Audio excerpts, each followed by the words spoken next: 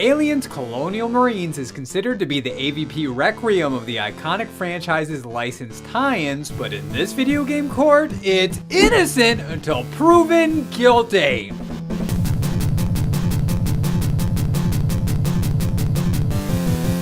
Court is now in session for a chest-bursting episode of Innocent Until Proven Guilty. As most of you who have clicked on this video are likely aware, a new Aliens movie is upon us, so there's no better time to bring the notorious Colonial Marines to trial. This Sega and Gearbox collaboration is universally held to be a colossal misstep on the path towards the massively successful Alien Isolation, but is it really as bad as the critics make it out to be? Let's take a closer look to find out. Aliens Colonial Marines was released on February 12, 2013 for the Xbox 360, PlayStation 3, and PC. Billed as the true sequel to James Cameron's monumental action sci-fi blockbuster, Colonial Marines tells the tale of Corporal Christopher Winter and his fellow shipmates as they answer a distress call from the USS Sulaco. Corporal Dwayne Hicks, TQ404215E9. Distress.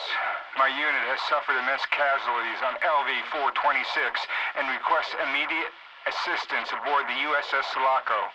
Of the survivors, myself, 2 human females, one of which is a child, and a damaged synthetic. Consider all Colonial Marines dispatched to LV-426 to be KIA. Repeat, all Marines dispatched to LV-426 were KIA. And things, not surprisingly, go horribly awry. Rhino team, move! Winner, move! We assume control of Winter in a first-person shooter environment that differentiates itself from the competition by blending the signature aesthetic and elements of the source material with the standard FPS trademarks to create a unique hybrid. As to be expected from the plural form of the title, the nightmare-inducing xenomorphs are everywhere and in droves, waiting to rip the soldiers apart. The courageous corporal is alerted to their presence by the handy multi-purpose motion tracker, which is equipped via the left bumper, but he utilizes the impressive firepower at his disposal, such as a pulse rifle, shotguns, firebombs, and a frickin' flamethrower to blow the disgusting creatures to smithereens.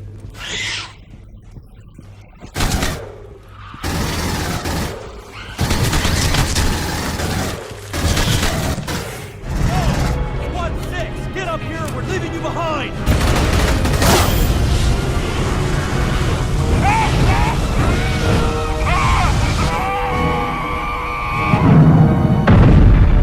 This arsenal of mass destruction can be cycled through by holding Y and pressing the stick in the direction of the chosen weapon, and is supplemented by the right bumper dispersing secondary attacks and the melee maneuvers dished out by clicking the right analog pad. Over the course of his mission, Winter encounters enemies of all shapes and sizes that will be instantly recognized by fans of the films, lending an admirable air of authenticity to this trash title that is enhanced by the atmospheric presentation. The visuals sell the H.R. Giger-influenced imagery and provide a skin-crawling sensation when the ugly monstrosities get up close and personal, while the audio heightens the tension by minimizing the implementation of Kevin Reupload's music in order to accentuate the sound effects and guttural noises during the quieter moments.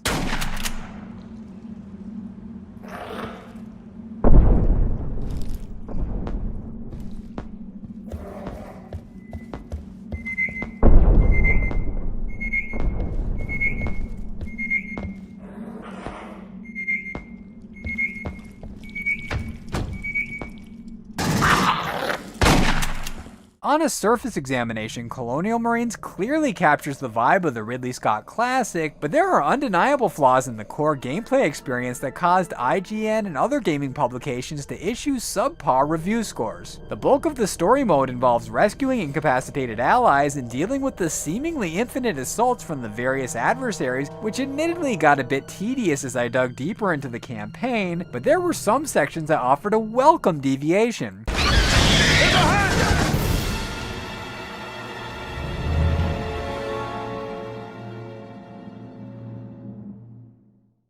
The escape sequence where Winter is unarmed and has to slowly crawl through the sewer filled with a special breed of xenomorph had me on the edge of my seat, and the power loader battle with the big brute was frustrating but fun.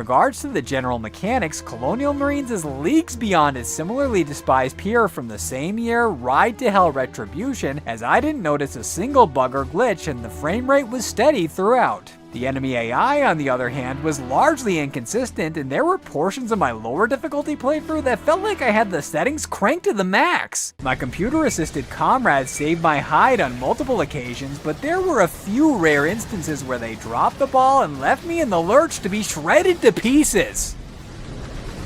Alright, this is Raider 6-5, all systems checked. Cover your ears.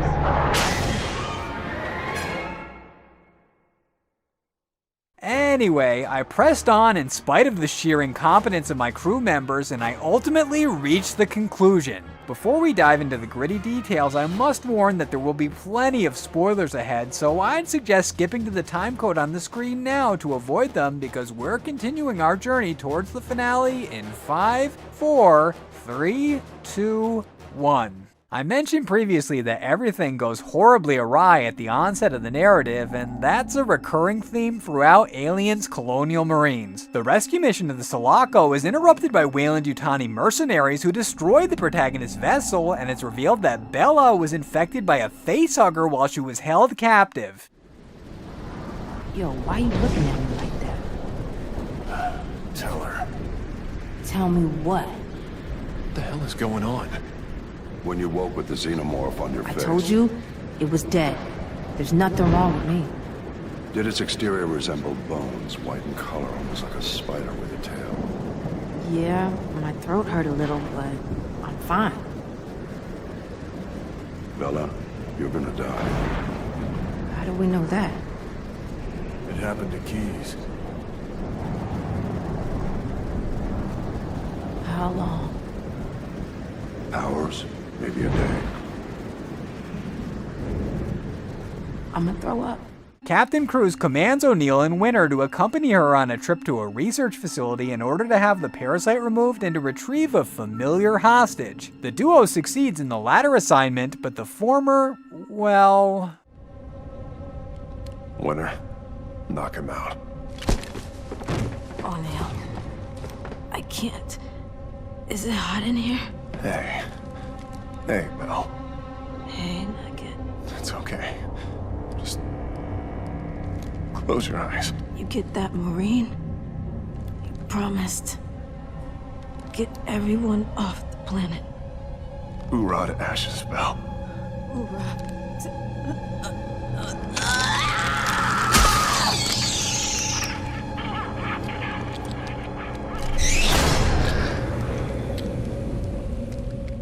Grieving the loss of their partner and spurred on by Hicks's briefing, the soldiers set out to ensure the downfall of Weyland-Yutani. Cruz and his squadron pursue the fleeing FTL cruiser containing Michael Weyland, but unfortunately for our heroes, an uninvited guest decided to tag along. How you doing in there, Captain? Could use a magazine.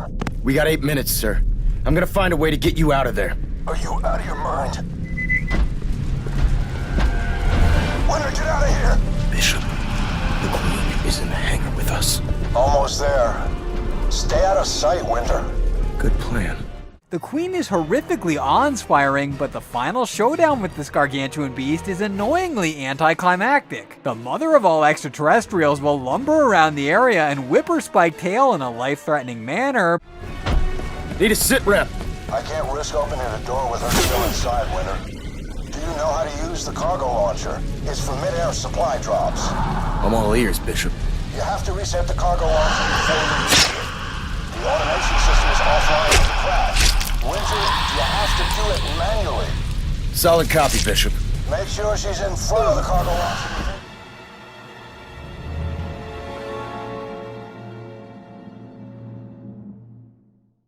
But all that's necessary to defeat her is a one-way ticket into the empty void of space via the nearby cargo launcher.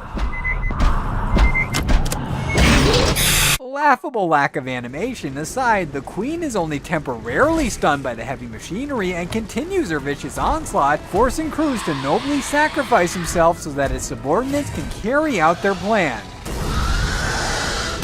Cruz, now! I'll take it from here, Marines. You all find Michael Weyland and make him talk. take this corporation down for good. For all the souls we lost. Then turn the ship around and get our Marines off the surface of that godforsaken rock. Roger that, sir. Good hunting. Clamps disabled. Engine spooling. Godspeed, Captain. Let's see if this bitch can fly. Actual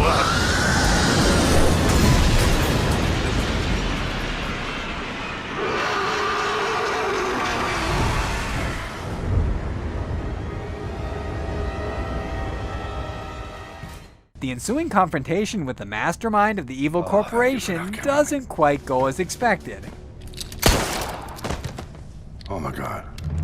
I just shot your guy. We needed him! Look again. That wasn't the real Wayland? Negative, Corporal. But how did you know that wasn't the real Wayland? You said we need to find out what he knows? 13 weeks and 4 days they had me. Spent hours a day in a room, torture after torture. Some days I could barely take it. But when there's only 2 of you in the room, you notice when the other guy ain't breathing. The actual Michael Wayland may have slipped through their fingers, but the group finds the answers they were looking for from his android clone and venture into the unknown to finish the business that they started. Bishop, are you okay? Please tell me we got something. Anything. We really need a win here, man.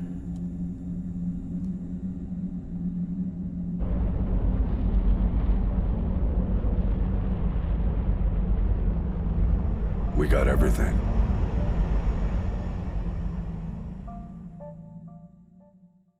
The plot of Aliens Colonial Marines may wrap up on a slightly ambiguous note, but the fate of Sega and Gearbox's infamous production is anything but uncertain. The critics were merciless in their slaughtering and placed it near the top of countless worst games lists, killing any chance of a potential sequel. Were the gaming journalists justified in their backlash, or is Colonial Marines an unfairly disrespected licensed gem? Let's find out in the breakdown! Sega and Gearbox are 2 great companies that have a proven track record. The union of these 2 industry titans should have been a cause for celebration, but their joint creation disappointingly failed to meet expectations and wound up being marred by controversy. Gearbox allegedly misappropriated assets to use for their own projects, and a lawsuit was filed against Sega for false advertising upon release. The fact that this isn't Colonial Marines' first appearance in a courtroom alone proves that this glorious partnership was really a marriage made in hell, and I'm ready to condemn it with the strictest possible sentence.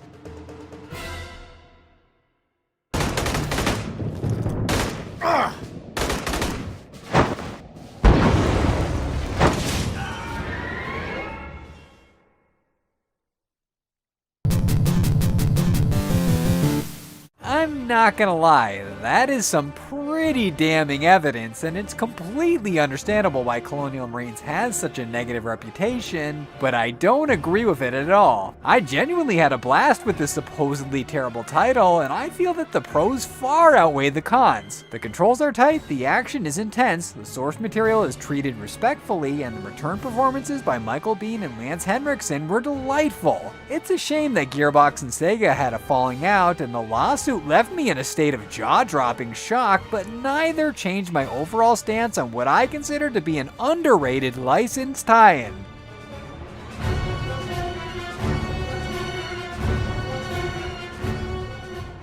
In the case of Aliens Colonial Marines, I rule that the verdict is innocent!